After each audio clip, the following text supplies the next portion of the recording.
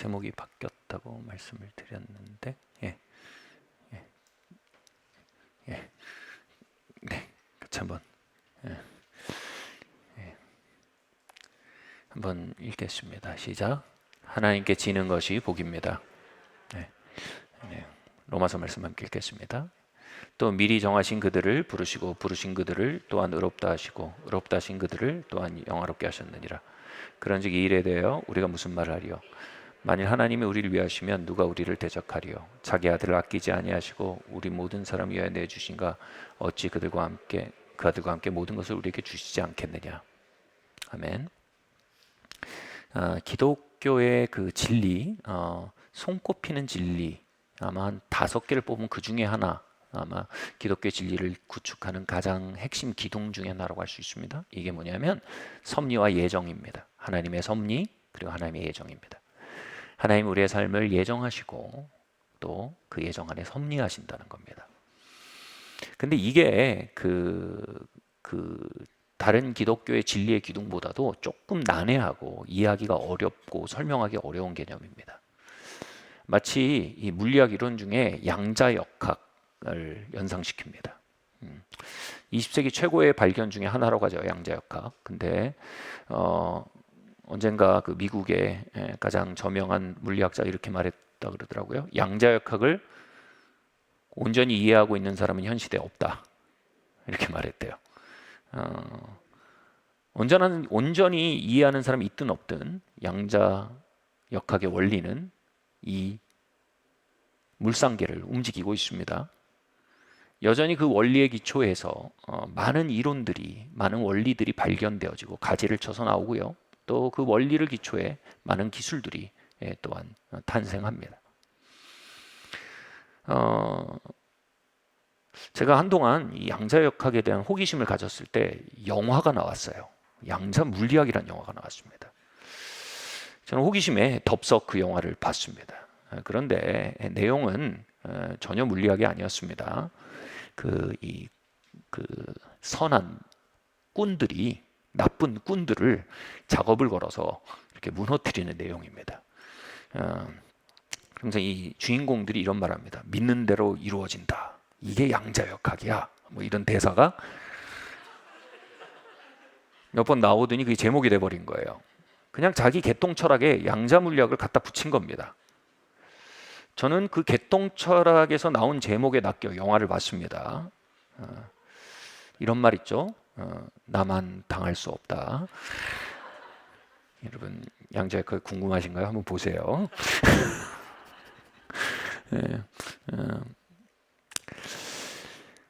이처럼요, 이 양자역학처럼요, 마치 이 섭리론과 예정론은 이 사람이 마음대로 해석하고 마음대로 적용하는 이 개똥철학이 아니라 이 개똥신학의 온상이 되고 있는 게 사실입니다.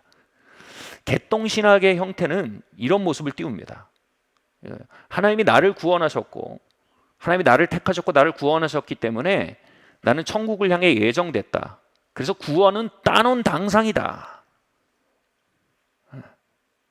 이걸 구원의 확신이라고 생각을 해요. 여러분 구원의 확신은 따놓은 당상이 아닙니다. 여러분 구원의 확신은요, 구원에 대한 계속되는 감격입니다. 따놓은 당상은 전혀 다른 얘기입니다. 이건 구원파의 믿음과 전혀 구분이 안 되는 종류의 개똥철학입니다. 여러분 구원은요, 내가 소유하는 무엇이 아닙니다. 여러분 구원은 내가 떠나기 시작한 여정입니다. 구원받았다는 표현에 오해의 소지가 있는 것 같습니다. 정확히 말하면요, 구원을 받았다는 건요, 구원의 여정을 시작하게 되었다는 말이 맞습니다. 그 여정에는요, 그 여정에서 멈추고 끌어내려는 수많은 유혹과 속임과 난관이 있습니다. 대표적으로 죄가 있습니다. 마귀가 있습니다. 우리 옛자가 있습니다. 세상 사랑이 있습니다. 세상의 영이 있습니다. 이것들이 우리와 하여금 그 구원의 여정에서 포기하고 물러서고 떠나게 하기 위해서 끊임없이 우리에게 시도합니다. 그런데 뭐예요? 그 많은 전쟁 속에서도 우리가 구원을 확신할 수 있는 건 뭐예요? 하나님의 우리를 향한 신실하심과 은혜 주심과 때마다 말씀 주시고 성령 부어주셔서 그 시험과 유혹과 도전을 이기어나가 마침내 천성에 골인하게 만드실 것을 믿는 것입니다. 내 열심으로 택도 없는 거 압니다. 근데 그분의 열심이 이 여정을 향해 있음을 알기에 내가 천성까지 나가게 될 것을 믿게 되는 겁니다. 내 지혜로 택도 없지만 그분의 빛 주심이 신실하게 있어 선한 싸움 다 싸우고 생명의 면류선을 받아쓰기까지 나를 인도하실 걸 신뢰하게 되는 겁니다. 이게 구원의 확신입니다. 구원 받았나? 받았다. 이게 아닙니다.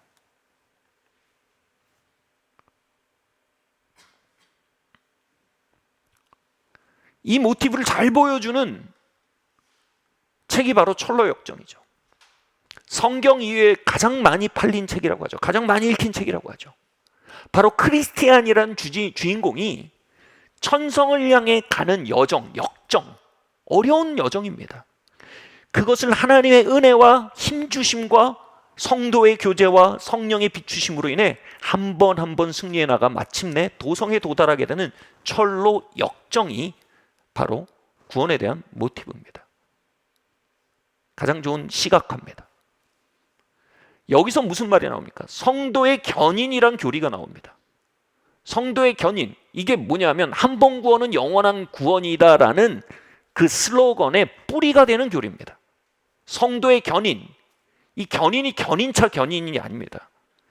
이 견인은 성도의 견고한 인내라는 말입니다. 하나님이 진정으로 선택하시고 진정으로 믿음을 가지게 되고 진정으로 거듭난 사람들은 하나님의 섭리와 힘주심과 이끄심과 믿음의 의에 말미암아 모든 시험과 환난과 유혹과 미혹 속에서도 견고히 인내하여 그 철로 역정 속에서 견고히 인내하여 반드시 구원에 이르게 된다. 이게 성도의 견인교리입니다. 그래서 한 번 구원은 영원한 구원이다라는 말은 구원을 따놓은 당상으로 하는 얘기가 아닙니다. 우리가 마침내 모든 택함 받은 자들은 견고히 인내하며 그 모든 여정을 가게 된다라는 의미가 되는 겁니다. 아멘. 그래서 구원을 티켓으로 따놓은 당상으로 생각하는 관점은 예정이란 교리, 성도의 견인 교리와 아무 관계가 없습니다. 그건 그냥 지옥의 발명품입니다. 고린도전서 6장 9절에 10절은 그러한 미혹에 대해 경고하는 이야기를 이미 했습니다. 함께 읽겠습니다. 시작. 불의한 자가 하나님의 나라를 유업으로 받지 못할 줄을 알지 못하느냐. 미혹을 받지 마라. 음행하는 자나 우상 숭배하는 자나 간음하는 자나 탐색하는 자나 남색하는 자나 도적이나 탐욕을 부리는 자나 술 취하는 자나 모욕을 하는 자나 속여 빼앗는 자들은 하나님의 나라를 유업으로 받지 못하리라. 속지 말라는 거예요. 구원을 따는 당상으로 당연시하지 말라는 겁니다.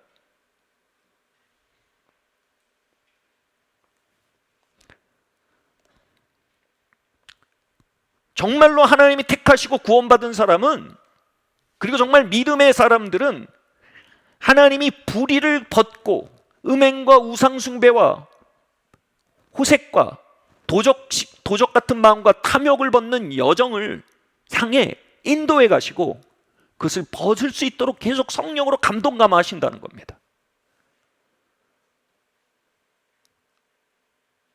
그러니 따놓은 당상식의 구원과는 미혹입니다.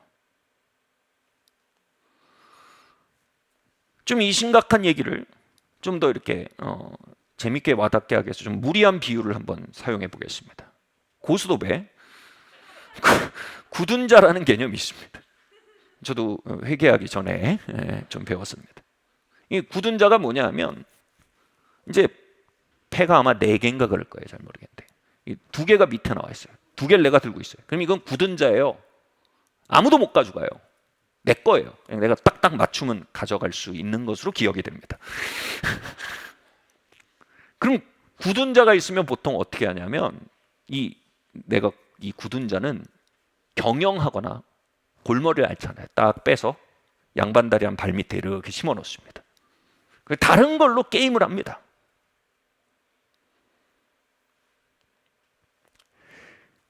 많은 사람들이 구원을 굳은 자인 줄 알아요. 구원의 확신. 구원의 확신은 천국의 교리입니다. 그건 하나님이 만드신 교리고 아름다운 교리입니다. 그런데 개똥 철학처럼 잘못 인용하는 겁니다.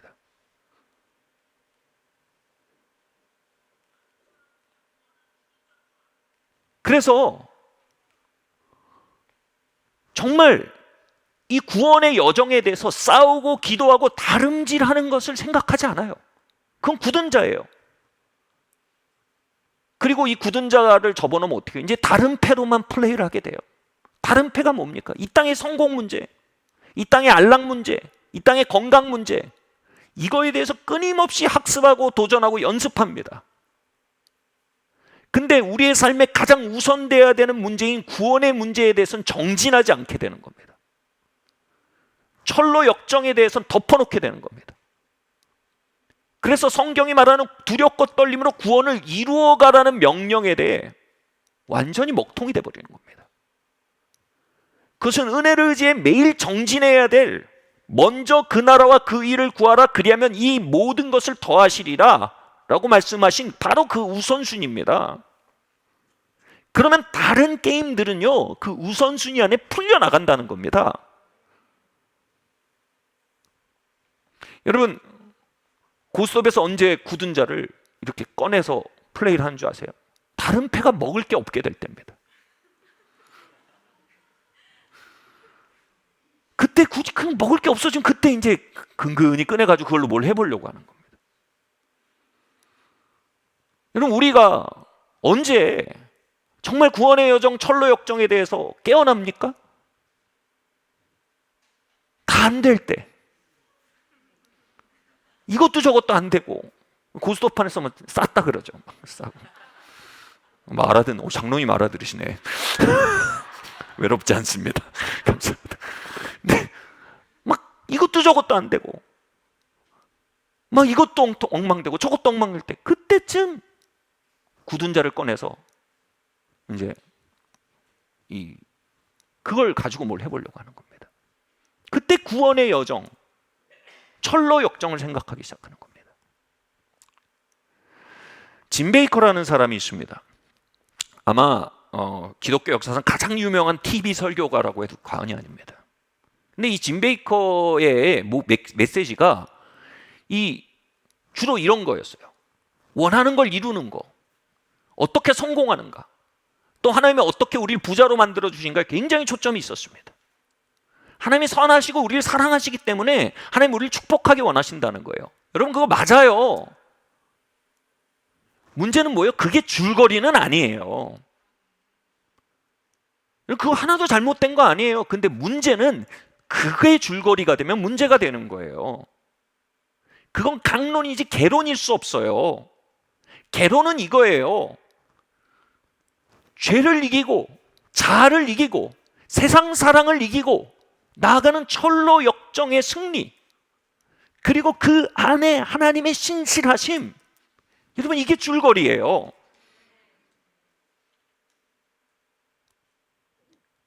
근데 그분의 메시지에서 어느새 이 구원의 여정은 굳은 자로 치부돼서 그냥 밑에 들어가 버린 거예요.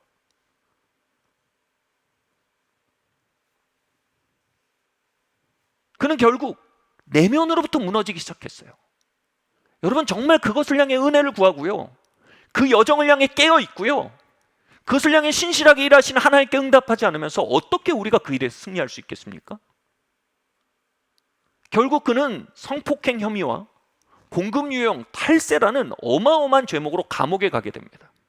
형량을 얼마나 받았는지 아무튼 사실상 종신형이었습니다.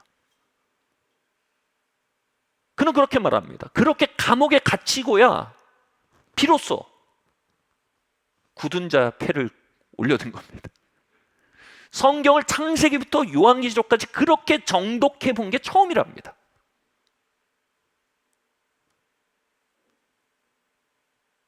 그냥 내가 복음으로 믿은 거예요. 개똥 철학으로 믿은 거예요. 그리고 그렇게 읽어가면 자신이 하나님의 줄거리에서 얼마나 벗어나 있는지를 발견하게 됩니다. 그리고 마침내 마태복음 7장 앞에서 완전히 깨집니다. 마태복음 7장 한번 읽어볼까요? 시작. 나더러 주여 주여 하는 자마다 천국에 들어갈 것이 아니요 다만 하늘에 계신 내 아버지의 뜻대로 행하는 자에 들어가리라. 내가 그때 그들에게 밝히 말하되 내가 너희를 도무지 알지 못하니 불법을 행하는 자들아 내게서 떠나가라 하리라. 아멘. 그는요 이 기간을 통과하고 굉장한 변형과 회심을 경험하고 나서 그 설교를 했어요. I was wrong이라는 설교를 했어요. 제가 우연히 그 설교 테이프를 사게 됐는데 굉장히 길어요. 설교가. I was wrong. 설교 제목이 너무 강력하잖아요. 내가 틀렸었다 이거예요. 거기서 그런 얘기를 합니다. 이 마태복음 7장에 나오는 나는 너를 모른다. 그런 거죠. 내가 너를 모르는데 넌들 나를 알겠느냐 그거죠. 이 모른다라는 말이 기노스코라는 말인데 기노스코가 뭐냐면 친밀함이에요. 그러니까 하나님이 우리를 어떻게 모르겠어요. 여기서 말한 건 너랑 나랑 같이 걸은 적이 없다 지상에서. 너는 그냥 너의 개똥철학 안에서 그냥 걸은 거지 실제적으로 나와 동행하지 않았다. 그러니까 내가 널 모른다 이렇게 말씀하시는 분은 그렇게 설명하더라고요. 그분이. 즉 하나님이 마지막 날에 내가 너를 모른다라는 그 비참에서 건지기 위해 자기를 스톱시키신 거예요. 그리고 그분과 동행할 수 있는 자리로 다시 부르기 시작한 거예요. 그리고 그게 감옥이었던 거예요.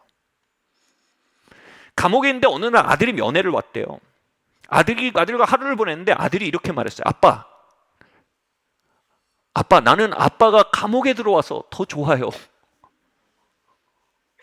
그 짐베이커가 너무 기가 막혀서 아니 아들아 어떻게 그렇게 말을 하니? 그러니까 아들이 이렇게 말한 거야. 아빠 오늘 제 생일이에요. 그리고 제가 태어나서 아빠랑 보내는 첫 생일이에요. 이제껏 저는 아빠를 개인적으로 가져본 적이 없어요. 아빠가 이곳에 들어오셔서 이제 겨우 난 아빠를 개인적으로 가질 수 있게 됐어요. 이건 아들의 음성만이 아니었습니다. 그의 삶을 향한 주님의 음성이기도 했습니다. 네가 이곳에 있으니 비로소 나의 말씀과 나의 길에 대해 진지해지는구나. 나의 길에 대해 굳은 자로 취급하고 나의 말들을 굳은 자로 취급하고 구원의 길을 따놓은 당상으로 취급하는 네가 이제 그 앞에 진지해지기 시작하구나.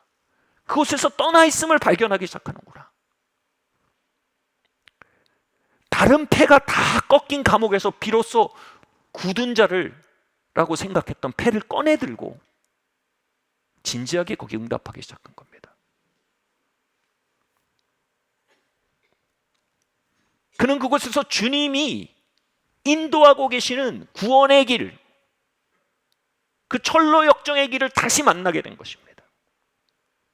그는 감옥이 은혜의 장소라고 말했습니다. 변형의 장소라고 말했습니다. 구원의 장소였다고 말했습니다. 굳은 자라고 생각했던 것이 굳은 자가 아니었습니다. 그것은 마음을 다해 정진해야 할 길이며 그러나 우리의 힘과 열심으로 갈 수 없는 하나님의 은혜와 지혜와 성령의 부으심으로 갈 수 있는 하늘을 향한 여정이었던 것입니다. 이제 그는 감옥이 진정으로 더 나은 곳이 되었다고 고백했습니다. 어떻게 더 나은 곳입니까? 그의 평판을 향해서는 더 나은 곳일 수가 없습니다. 그러나 구원의 여정을 위해 더 나은 곳이었습니다. 그의 커리어를 향해 더 나은 곳은 아니었습니다. 그러나 그 변형의 여정, 그 여정을 향해 더 나은 곳이었던 것입니다. 저 역시 제 삶에서 이 더 나은 곳을 정기적으로 만납니다. 2004년 교회를 개척하고 결혼한 채로 아내가 임신을 했는데 아무튼 좀 일이 이렇게 저렇게 돼가지고 제가 군대에 갑자기 입대해야 되는 일이 벌어졌어요. 현역으로요. 군입대는요 29살에 현역병으로 군입대는요 교회 개척하고 결혼한 상태에서 현역병으로 군입대는 절대로 저의 커리어를 위해서 나은 곳이 아닙니다. 근데 그것은 저의 변형을 위해서 정말로 훨씬 더 나은 곳이었습니다. 살면서 좋아하던 사람을 잃고 좋아하는 무리들을 잃고 쓰라려 하던 시간들이 있습니다. 그것은 제 정신건강을 위해서 더 좋은 곳은 아니었습니다. 그러나 철로 역정을 위해서 그분을 가까이 아는 것을 향해서는 분명히 더 나은 곳이었습니다. 사역 6년 만에 언론에서 인터뷰도 오고 교회의 성장의 다이내믹이 시작될 때였습니다. 그런데 다양한 통로를 통해 주께서 안식년을 떠나야 한다는 그 확신을 주셨어요. 너무 아까웠어요. 안식년은 교회 성장을 위해서 더 좋은 것은 절대 아닙니다. 그러나 제 육을 벗고 성공주의를 벗고 교회를 커리어의 장이 아닌 그리스도의 신부를 섬기는 자리로 변형되는 데는 정말로 훨씬 더 나은 길이었습니다. 우리는 삶에서 더 나은 곳을 만납니다. 구원의 여정에 대한 바른 인식 없이 우리는 더 나은 곳에 더 나은 방법으로 응답하지 못합니다.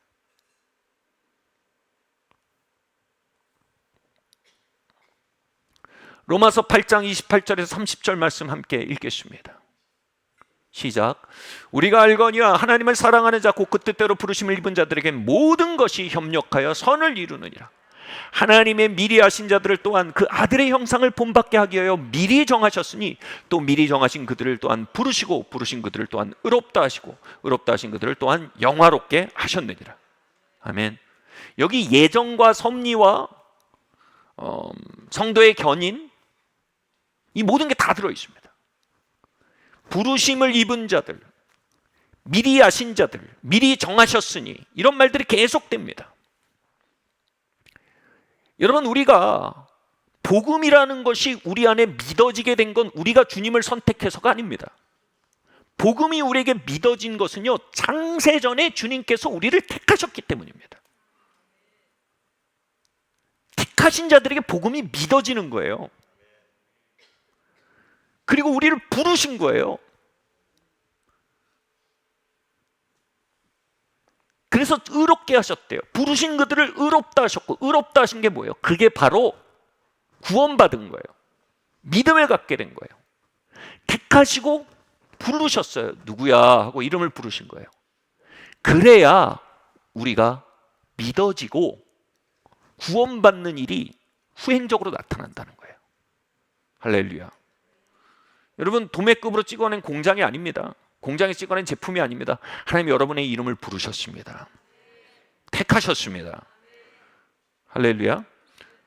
그런데 여기서 끝나지 않아요. 의롭다 하신 자들은 어떻게 해요? 영화롭게 하신대요. 신학자들은 이 영화롭게 하단 말을 두 가지로 말해요. 하나는 성화고 하나는 완전히 영화되는 glorification이에요. 맞는 지적이에요. 과정적 영화를 성화라고 얘기해요.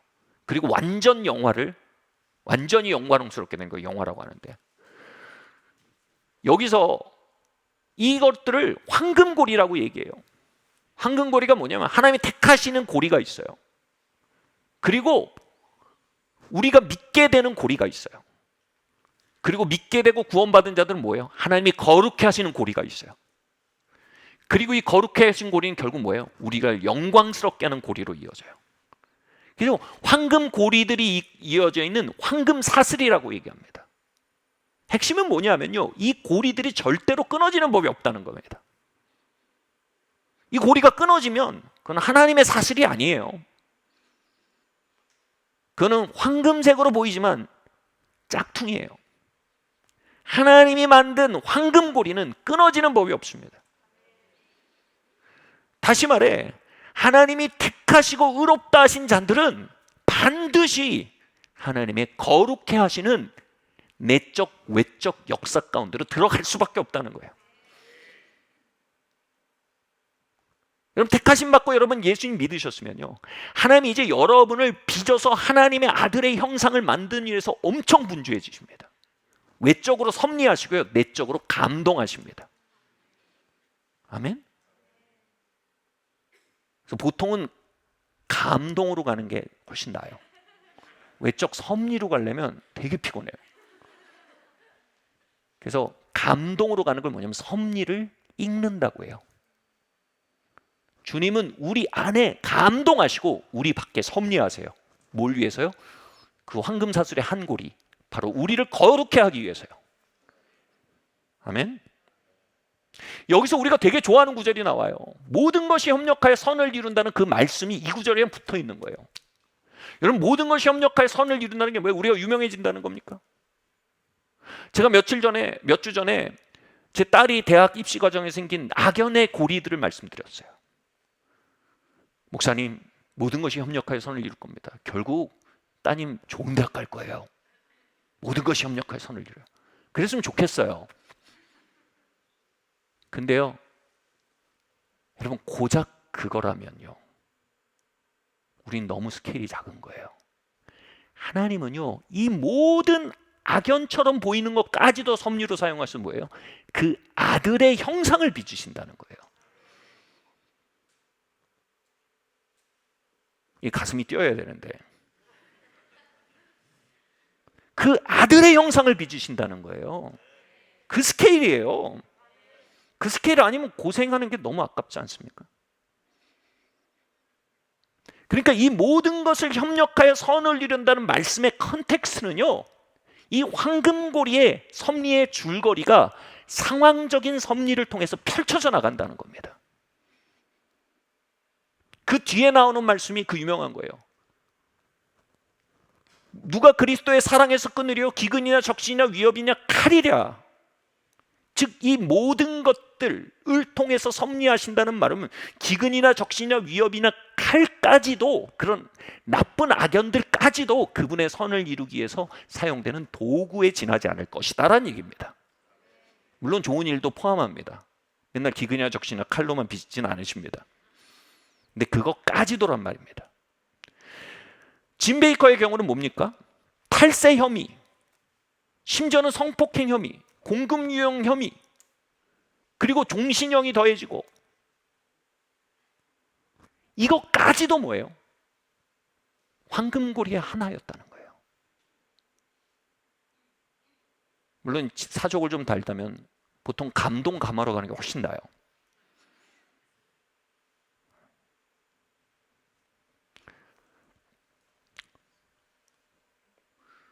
부르신 그를 의롭다 하시고 그들을 거룩해 하시고 영화롭게 하는 것을 향해 절묘하게 모든 것을 집요하게, 절묘하게, 이걸 하나님의 열심이라고 합니다. 여러분, 하나님의 열심이 택한 자들 향해 있다니까요.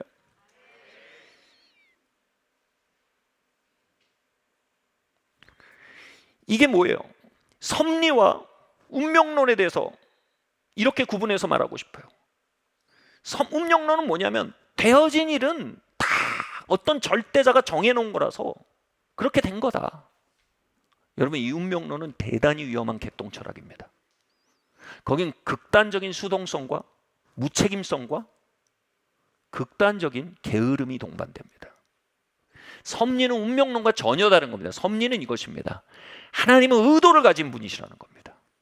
그 선의를 가지고 우리의 삶의 모든 것을 주관하고 계시다는 겁니다. 여기서 대두되는 건 뭐예요? 그러니 우리는 그분의 의중을 알아야 한다는 겁니다. 아멘? 그 섭리의 가상자리에 서 있지 말고 섭리의 중심으로 들어가라 이겁니다. 하나님 모든 것을 협력하여 선을 이루어가는 의중이 있으십니다. 그리고 우리가 그 의중을 알고 그 의중을 타기 시작하면요, 이런 표현이 나요. 순경과 역경, 이런 말이에요. 순경은 뭐예요? 뒷바람이 부는 겁니다. 역경은 뭐예요? 맞바람이 부는 겁니다. 다수의 맞바람이 다수의 뒷바람으로 바뀌게 된다는 거예요. 먼저 그 나라와 그 의, 바로 우리의 삶을 향해 하나님 가지고 계신 의도를 먼저 읽고, 그 의도에 먼저 응답하기 시작하면요, 이 모든 것이 너에게 더해질 것이다. 순경으로 바뀌어 간다는 가르침들이 성경 도처에 나타나는 겁니다. 짐 베이커는요, 감옥에 들어가서요, 하나님의 의도를 발견했어요. 자신을 다시 철로 역정 안으로 부르시고 거룩하게 빚어가시는 그분의 의도를 발견하고 그 의도에 자신을 맡겼습니다. 그래서 감옥에서 말씀을 가까이 하고 주님을 가까이 했습니다.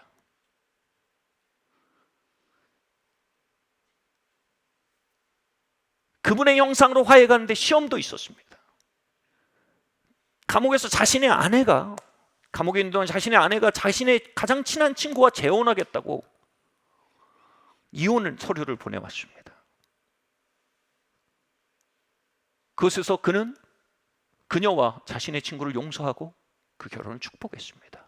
왜냐하면 그것이 아들의 형상이기 때문에. 그는 그곳에서 아들의 형상으로 변하기로 결정했습니다.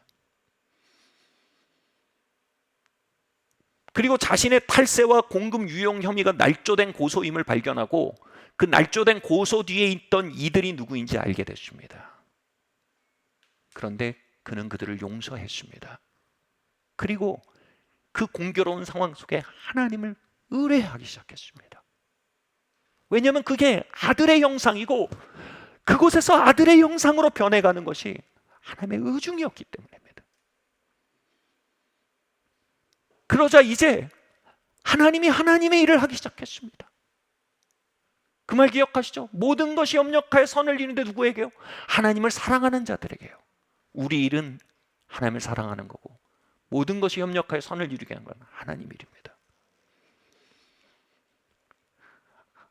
한 법대 교수가 워낙 유명한 케이스잖아요, 이 짐 베이커 사건이. 그래서 이 케이스 스터디를 하다가 짐 베이커의 케이스를 조사하게 되고 이 재판이 심히 잘못됐다는 걸 발견하고 이 재판에 이의를 제기하기 시작했습니다. 이것이 언론화가 되고요, 여론화가 되어 마침내 그는 무죄 선고를 받고요, 종신형 가까운 상황에서 갑자기 풀려나게 됐습니다. 짐 베이커는요, 상황에 반응하며 사는 것에서 멈춰서서 어느새 하나님의 의도에 응답하는 마음을 갖게 됐습니다. 상황은 우리의 삶을 향한 강제력을 가지는 섭리입니다. 의도는 우리의 중심에 감동감화하시는 하나님의 의사소통입니다. 여러분, 말이 통하면 강제력이 필요하겠습니까? 이제 그는 거짓 기소와 투옥과 배신과 이런 것들이 협력하여 선을 이루기 위해서 섭리될 필요가 없었습니다. 이제 그게 아니라 그는 기도와 말씀과 회개와 하나님을 가까이 함이 협력하여 선을 이루어가는 트랙 위로 올라가는 것입니다. 시편에서 이런 말이 나요. 하나님이 이렇게 말씀하십니다. 나의 백성아, 채찍질하여 움직이는 말과 노새가 되지 마라. 짐 베이커는 배신과 감옥과 종신형이라는 채찍과 편자라고 하나요? 제갈로 움직이는 노새와 같았습니다. 그런데 주님은 우리에게 뭐라고 하셨습니까? 너희는 나의 친구라 하셨습니다. 그리고 친구의 정이 뭡니까? 친구에게는 친구의 의중을 보여준다, 이렇게 말합니다. 주님은 우리의 인생 여정에서 말처럼 노새처럼 우리를 끌고 다니는 걸 싫어하십니다. 주님은 우리의 친구가 되길 원하십니다. 우린 주님의 신부이지 주님의 당나귀가 아닙니다. 말이 통하는 교회 되길 바랍니다. 감동 감화가 역사하는 교회 되길 바랍니다. 성령의 감화하심이 이끄는 인생 되기를 바랍니다. 에스겔서 11장 말씀 함께 읽어보겠습니다. 시작. 내가 그들에게 한 마음을 주고 그 속에 새 영을 주며 그 몸에서 돌 같은 마음을 제거하고 살 같은 부드러운 마음을 주어. 아멘. 여러분, 우리가 하나님의 의도, 즉 우리의 삶을 향한 감동, 감화에 이끌리는 친구형 인생으로 넘어가는데, 이 약속은 되게 중요합니다. 우리 안에 돌 같은 마음을 하나님이 제거하시겠다는 거예요. 그리고 살 같은 마음을 주시겠다는 거예요. 할렐루야. 살 같다는 게 뭐예요? 잘 느껴지는 거예요. 잘 캐치하는 겁니다. 돌 같다는 건 뭐예요? 네, 돌 같다는 거예요. 제가 아는 하나님의 사람 중에서 정말 모르겠어요. 뭐 제가 만났던 사람뿐만 아니라 제가 읽었던 사람 중에서도 손꼽히게 경건한 하나님의 사람이 있습니다. 정말 사람이 이렇게까지 성화될 수 있구나, 이런 느낌을 받아요. 근데 그분이 정말 지적이거든요. 그리고 정서적으로도 굉장히 안정되어 있습니다. 근데 이분이 희한하게 말씀을 전하면 울컥울컥 잘 우세요. 연세도 적지 않으신데. 근데 그 포인트가 언제나 이거예요. 하나님이 그분의 삶을 빚어가시고 그분 안에 의도하고 계시고 의중을 품으신 일에 대해서 응답하는 고백을 할 때가 있어요. 그러면 그 순간 회중도 다 없어져요. 그냥 자신의 삶에 섭리하고 자신의 삶에 간섭하시고 자신을 빚어가시고 아름답게 가시는 하나님의 주권 앞에 그냥 서는 거예요. 그러니까 그때는 그냥 울어요, 애처럼. 그때는요, 마치 애기 속살 같은 그분의 심령이 느껴져요. 최근에는 그분이 그렇게 사랑하던 사모님을, 아내를 떠나보냈어요. 근데 떠나본 지 불과 3일 뒤에 강단 위에 서서 설교했어요. 거기서 그분을 향한 전능자의 의중과 섭리를 고백하기 시작했어요. 그러면서 또 왈칵 우시는 거예요. 이런 얘기하는 겁니다. 나는 영원 속에 들어가면 그곳에서 영원히 아내의 얼굴 보고 함께 할 겁니다. 그리고 왜 하나님이 아내를 데려가야만 했었는지, 그 영원 속에 들어가면 그 이유를 선명히 알게 되고 하나님께 감사하게 될 겁니다. 그런데 보고 믿는 것보다 보지 못하고 믿는 것이 더 복되다고 주께서 말씀하셨습니다. 나는 이 찰나라는 일생 시간을 사는 동안 아내를 볼 수 없지만, 하나님의 그 이유를 다 알 수 없지만 하나님을 믿을 겁니다.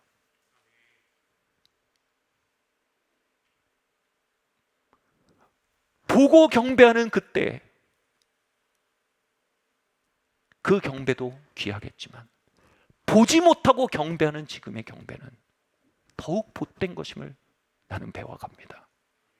이 시간 동안 나는 더욱 복된 경배를 드릴 수 있는 찰나의 기회들을 놓치지 않을 겁니다. 그리고 막 두 손을 들고 경배하는 거예요. 또 왈칵 울어요.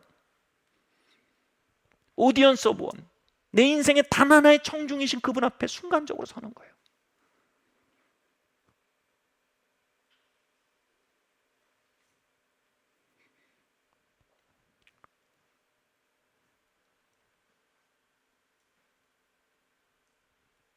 저는 끊임없이 그분을 빚고 계시는 하나님의 신실하심과 또한 그 앞에 하나님의 의중에 부드러운 아이의 마음으로 응답해가는 그 마음을 느낍니다. 그러니까 그게 영광스럽고 아름다워. 정말 그것을 갖고 싶습니다. 여러분, 전능자와 그렇게 걸으신다면 그 인생 참으로 영광스러울 것입니다. 내 인생의 주관자와 그렇게 마음과 마음이 통하고 눈빛과 눈빛이 통한다면 우리 인생 쉽지 않아도 참 영광스러울 것입니다. 그럼 어떻게 우리가 돌 같은 마음을 제하고 그 부드러운 마음으로 하나님의 의중에 응답하는 살 같은 마음을 가질까요? 첫 번째로요, 하나님은 상황에 사로잡힌 우리의 마음을 제하기 원하십니다. 여러분, 모든 상황은 주님의 주권 아래에 있으며 그 모든 상황으로 협력하여 우리의 아들의 형상으로 빚어가시는 분이 우리 하나님이다라고 말씀이 말합니다. 문제는 뭡니까? 우리가 그 상황에 사로잡히면 그 상황을 통해 빚어가시려는 그분의 의도가 보이질 않습니다. 어느 날 성경을 읽는데 고르반이라는 것에 대한 가르침이 있었어요. 이 가르침이 제 마음속을 찔렀습니다. 뭐냐면 바리새인들이 이건 하나님께 드려진 거다 하므로 부모님을 봉양하는 것에 대해서 스스로 면책을 주는 그런 행태에 대해서 고르반이라고 합니다. 제가 마음이 갑자기 성령 안에서 조금 부드러워졌어요. 그러면서 내가 개척교회 목사고 목회자기 때문에 부모님을 봉양하는 것에 대한 필요 어쩔 수 없지 않은가? 이런 멘탈리티와 고르반 멘탈리티가 똑같다는 게 보였어요.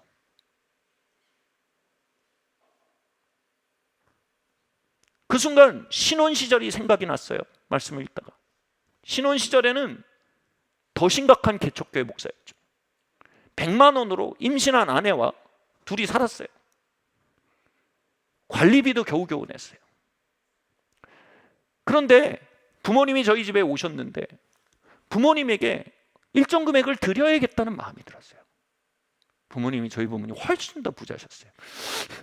근데 그런 마음이 드는 거예요. 내가 어려울 때 재정의 우선순위를 세우지 않는다면 내가 부자가 돼서 재정의 우선순위는 더 어려울 것이다. 어려울 때 새겨진 흔적만이 잘 풀릴 때도 지탱할 수 있다. 이런 마음이 자꾸 오는 거예요. 그리고 두 번째 마음이 오는 거예요. 성경에 뭐라고 했냐? 너희가 이 땅에 잘 되기 원하면 부모를 공경하라고 했다. 여러분, 부모 공경의 여러 가지 버전이 있지만 첫 번째는 이겁니다. 봉양하는 겁니다. 그래서 아내랑 얘기를 했어요. 그 100만 원 월급 중에 하나님 말씀하신 금액을 떼서 이제 나가시는 부모님을 달려가서 잡아서 드렸어요. 이거 저기 하시라고. 그러니까 너무 기가 막히신 거죠. 뻔히 아는데 아이고 이걸 왜 주냐고 막 그러시는데 이건 하나님의 주권이라고 받으셔야 된다고. 마음속에 뭔가 와직근 깨져나가더라고요. 고르반의 마음이요. 근데 그렇게 하고 딱 돌아서는데 오늘 광고하신 우리 위준 목사님 그때 저희 한 집에 살고 있었어요. 기가 막힌 인연이죠. 근데 저희 뒤에 위준 목사님 부부가 이렇게 서 있는 거예요. 그럼 제가 돌아서는데 또 저한테 전사님, 성령께서 저의 마음에 이걸 좀 나누라는 마음을 주셨습니다. 그리고 저희한테 또 금액을 주는 거예요. 딱 받았는데 저희가 부모님께 드린 똑같은 금액이에요.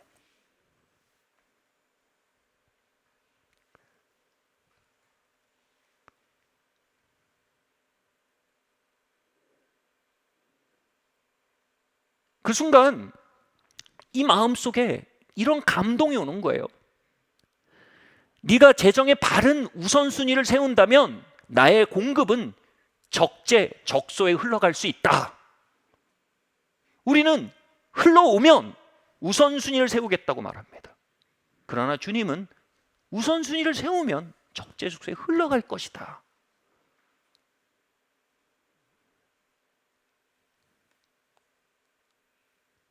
그 뒤로 재정에 큰 필요가 보일 때, 다시 말해 큰 부족을 만날 때 희한하게 내 재정이 우선순위에 맞게 집행되고 있나를 돌아보게 됩니다.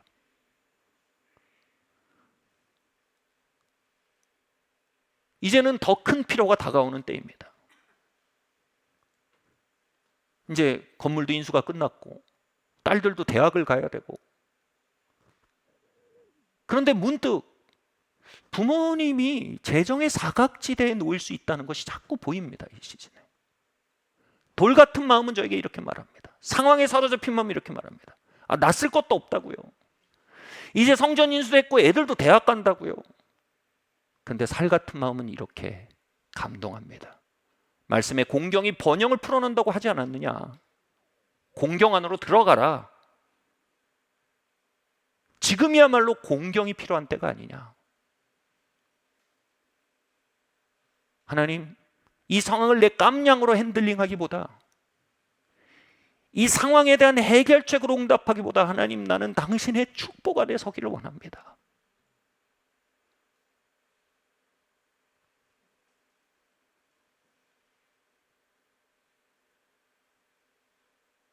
여러분, 상황에 사로잡힌 마음에 할례를 행하시는 주님의 말씀이 회복되기를 축원합니다. 두 번째로요, 주님은 진통자에 사로잡힌 돌 같은 마음을 제하기를 원하십니다.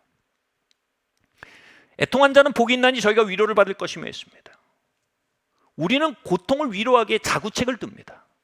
고통은 언제나 보상 시스템을 가동시킵니다. 술쟁이는요, 고통을 통과하는 만큼 술병을 더 축적하게 되어 있습니다. 호색하는 스트레스를 받을수록 정욕적 자극을 더 세게 찾게 되어 있습니다. 성공 중독자들은 고통을 통과할수록 그 보상으로 더 번쩍이는 성공을 찾습니다. 우리는 나름의 방법으로 우리의 고통을 자위하며 무감각하게 만들며 사는 시스템을 가지고 있습니다.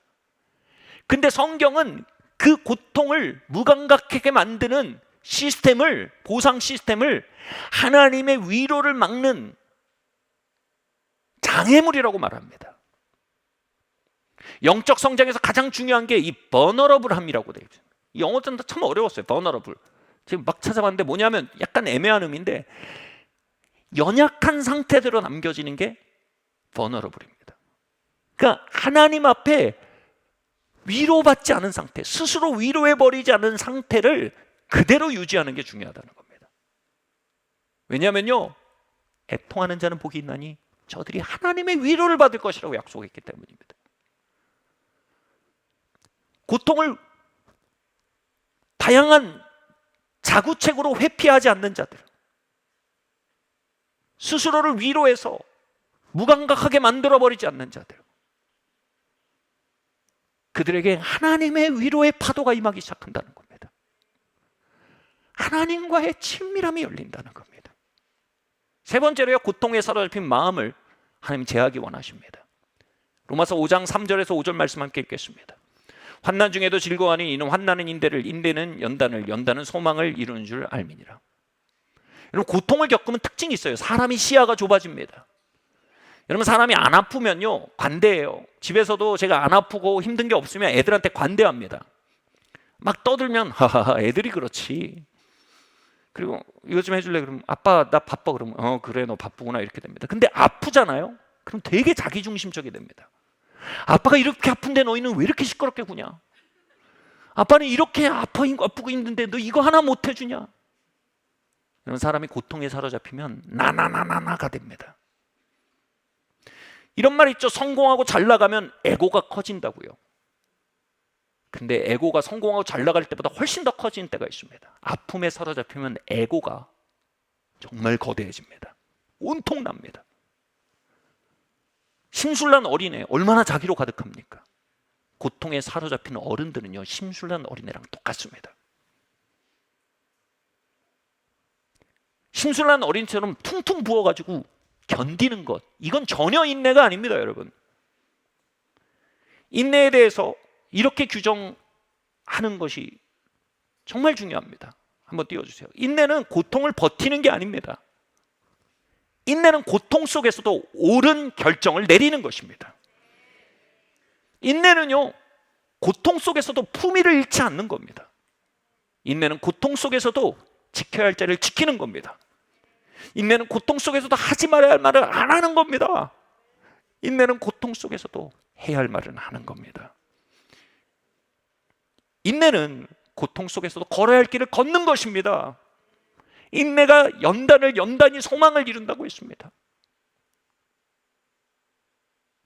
우리가 고통 속에서도 걸어야 할 길을 걷고 해야 할 일을 하며 하지 말아야 할 말을 하지 않고 마땅히 서야 할 자리에 서기 시작할 때, 그 인내는 우리 안에 하나님의 사랑을 향한 빈잔을, 자아를 비워낸 빈잔을 만들어냅니다. 그리고 그 안에 하나님 아버지의 사랑이 부어진다고 말합니다. 여러분, 고통 속에서 믿음의 고백을 하셔야 합니다. 고통 속에서 예배하십시오. 고통 속에서 성도의 교제를 나누십시오. 그럴수록 우리의 마음에 돌 같은 마음이 재해지고 살 같은 마음이 돋아나기 시작합니다. 마지막 말씀입니다. 에베소서 1장 말씀 함께 읽겠습니다. 시작. 모든 일을 그 마음의 원대로 역사하신 자의 뜻을 따라 우리가 예정을 입어 그 안에서 기업이 되었으니 이는 그리스도 안에서 전부터 바라던 우리로 영광의 찬송이 되게 하려니라. 여기 영원의 이야기가 나오는데 정말 믿기지 않을 만큼 거대한 얘기입니다. 하나님이 창세전에 우리의 이름을 불러 우리를 택하셨는데 그 이유를 말합니다. 왜 택하셨냐고요? 기쁘신 뜻 때문에 그렇게 했대요. 이게 좀 어려운데 한국말로 그냥 바꾸면 이거예요. 좋아서예요. 좋아서. 너무 좋아서 택하셨대요. 창세전부터 우리를 너무 좋아하셨어요. 하나님이 우리를 향해 열정을 품으셨단 말이에요. 그래서 어떻게 하셨냐면 우리를 시간 안에 심으시고 그 아들의 형상으로 빚어서 영원 안에서 이제 영광의 찬송이 되게 하기 위해서래요. 이거에 대해서 요한계시록의 표현에 의하면 이제 우리가 영원히 이 땅을 삼키게 될 때 그리스도와 함께 영원히 함께 다스릴 자로 우리가 선택됐다는 거예요. 그러니까 시간은 그리스도와 함께 영원히 이 땅을 다스리게 될 그리스도의 왕국에서 그 그리스도의 분봉왕들을, 그리스도를 똑 닮은 분봉화들을 이렇게 얘기할까요? 재배하는 배양소예요. 하늘의 미랄이 떨어져 죽으면 많은 열매를 거둔다고 했어요. 그 많은 열매가 우리예요. 그리스도는 시간 안에 와서 죽음으로 말미암아 그분과 함께 열방을 다스릴 많은 친구들을, 신부들을, 형제들을 얻고자 하셨어요. 이 말은 뭡니까? 주님이 우리를 너무 좋아하셔서 우리 함께 영원 속에 통치하기 위해서 우리를 택하셨다는 이 어마어마한 이야기에 우리는 하나님의 열심이라는 개념에 집중해야 합니다. 하나님은 그 왕좌들의 대체자를 세우지 않으셨습니다. 벤치 멤버가 없습니다. 하나님은 그 왕좌에 다른 사람을 앉힐 생각이 없습니다. 하나님 반드시 우리를 그 자리에 앉기 원하십니다. 여러분이 영원의 어마어마한 이야기를 들을 때 우린 시간 속에서 이해가 안 됩니다. 소화가 안 됩니다. 창세전에 날 좋아서 택하셨고 영원히 하나님과 함께 다스리게 택하셨다고. 그건 모르겠고 하나님, 당장 이 삶이라는 게 하나님 그렇지가 않아요. 그럼 하나님 그러십니다. 얘들아, 영원이란 게 그렇지 않다. 문제는 뭡니까? 둘 중에 하나는 자기 의견을 내려놔야 말이 통하기 시작합니다. C.S. 루이스가 이렇게 말했습니다. 세상에는 두 가지 종류의 사람밖에 없다. 하나의 사람은 자신의 욕망에 하나님을 끌어다 굴복시킨 사람이다. 다른 하나의 사람은 하나님의 의도에 자신을 순복하여 내어 맡긴 사람이다.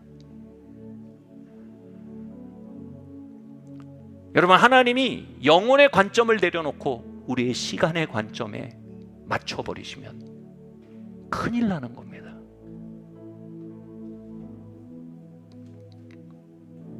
우리는 다소 낯설 정도로 거대한 그 하나님의 관점에 우리의 관점을 맞추어 가야 합니다. 여러분, 여기서는 하나님이 이기는 게 낫습니다. 하나님, 나에게 영원의 관점을 가르쳐 주십시오. 사랑하는 성도 여러분, 영원의 관점이라 하면요, 시간의 칠흑 같은 길을 비출 수 있는 유일한 헤드라이트입니다. 그 관점이 켜질 때에만 우리는 이 시간 속을 안전하게 여행할 수 있습니다. 시간 속에 길을 잃지 않을 수 있습니다. 시간 속에 무엇을 선택해야 할지, 무엇을 피해야 할지 볼 수 있게 됩니다. 말씀 마치겠습니다. 한 선지자의 고백이었습니다. 주께서 나를 이기셨으니.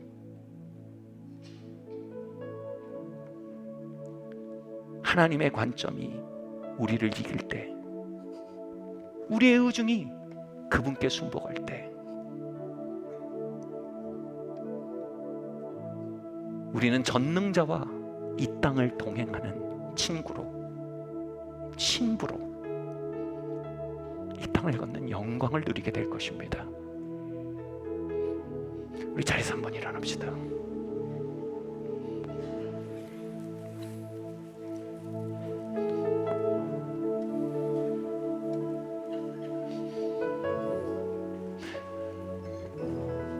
여러분, 우리의 돌 같은 마음들이 무엇입니까?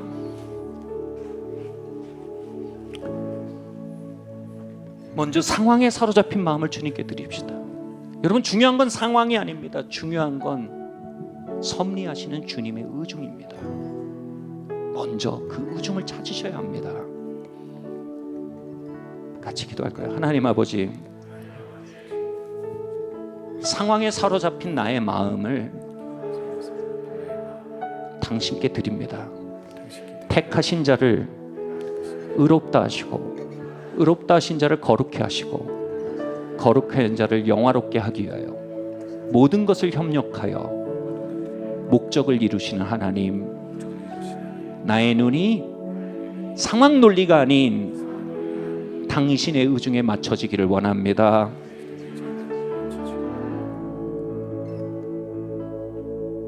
할렐루야.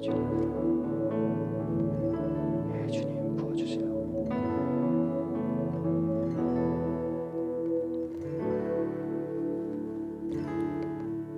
고난 중에 주 음성 들을 수 없다 해도 참된 진리 되신 주 나는 붙드네.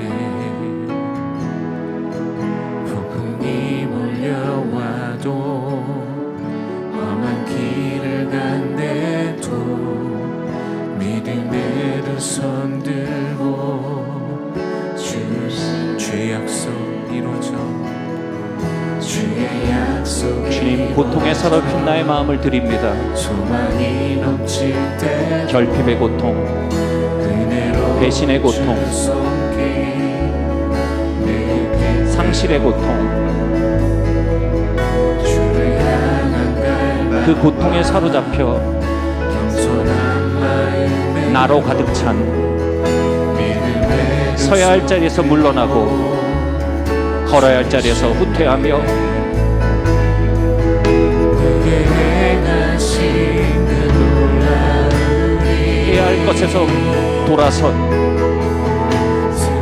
나의 마음을 돌이켜 이 시간 주님을 노래합니다. 그 사랑이 내려와 날 자유케 하셨네. 영원히 나는 주님의 것. 할렐루야. 산과 골짜기에서 내 영혼 노래하네. 영원히 나는 주님의 것. 그 사랑이 내려와 날 자유케 하셨네. 영원히 나는 주님의 것.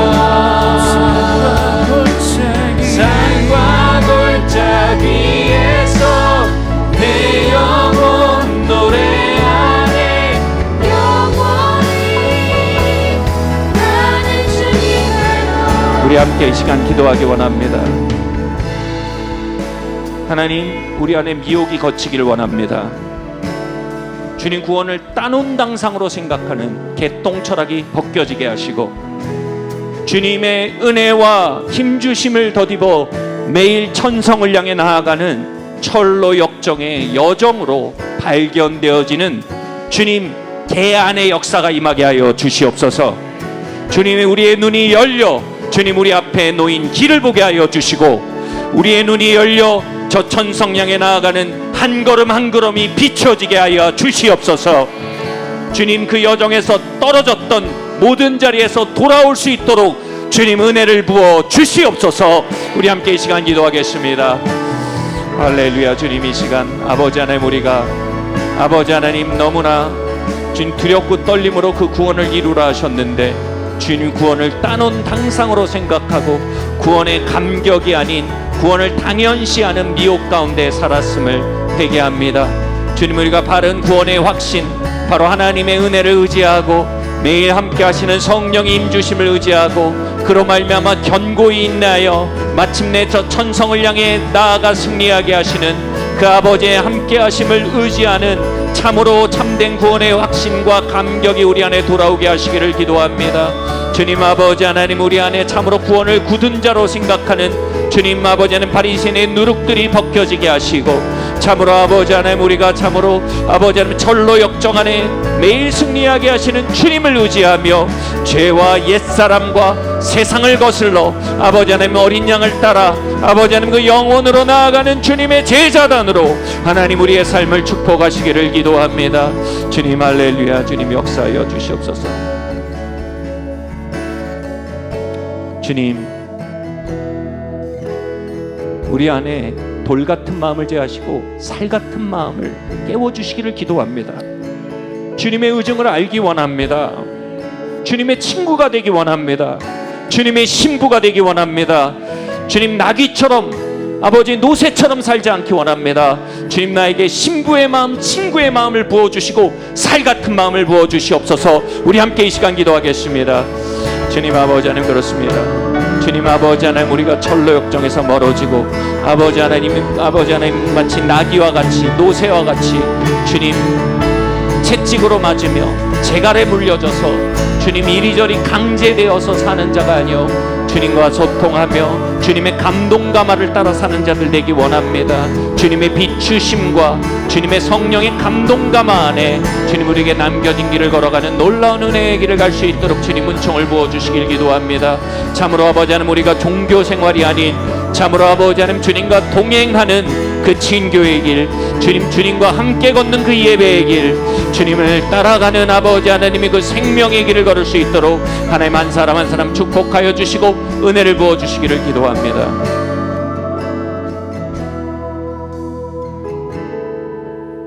주님 영혼과 시간이 맞닿은 예배의 자리, 말씀의 자리, 그 영혼의 빛다에 우리의 한 주를 보게 하시며 그 영혼의 빛다에 하나님의 섭리를 보게 하시며 그 영혼의 빛다에 하나님의 선하심을 보도록 우리의 눈을 여시는 주님 감사합니다. 주님, 그 은혜가 2023년 더욱 배가 되어지기를 원합니다. 우리는 약하여 갈짓자락 없고 후퇴하고 무너지지만 하나님의 자비가 우리를 일으켜 세우며 하나님의 은혜가 우리를 진복케 합니다. 하나님, 그 은혜와 자비를 의지하여 주님 우리가 천성을 소망합니다. 주님, 우리 성도님들의 삶들 가운데, 연약한 가운데 당신의 능력이 더욱더 온전하여지기를 기도합니다. 이 모든 말씀 살아계신 예수 그리스도의 이름으로 기도드리옵나이다.